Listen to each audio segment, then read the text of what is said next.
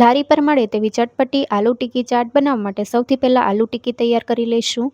વજનમાં 700 ગ્રામ જેટલા બાફેલા બટેકા ઠંડા થઈ જાય એ પછી મેશ કરી લેવા. મસાલામાં સંચળ પાવડર, સ્વાદ પ્રમાણે મીઠું, શેકેલા જીરાનો પાવડર, લાલ મરચું પાવડર, વાટેલા આદુ મરચાં, કોથમીરના પાન, 1 મોટી ચમચી લીંબુનો રસ, બાઇન્ડિંગ માટે ચોખાનો લોટ ઉમેરીને બધી વસ્તુને બરાબર મિક્સ કરી લઈશું. મિક્સર તૈયાર થઈ ગયું છે. 1 ચમચી તેલ ઉમેરીને મિક્સ કરી લઈએ. હાથ ઉપર તેલ લગાવી દઈએ. થોડું મિક્સર હાથમાં લઈને ટિક્કીનો શેપ આપી દઈએ. બધી ટિક્કી તૈયાર થઈ જાય એટલે 10 મિનિટ માટે ફ્રીઝરમાં મૂકી દઈએ જેથી બરાબર સેટ થઈ જાય. 10 મિનિટ પછી ટિક્કી એકદમ સારી રીતે સેટ થઈ ગઈ છે. નોનસ્ટિક પેનમાં 3 થી 4 ચમચી જેટલું તેલ ઉમેરીએ. મીડિયમ ગેસની ફ્લેમ ઉપર ટિક્કીનો હલકો કલર ચેન્જ થાય ત્યાં સુધી થવા દઈએ.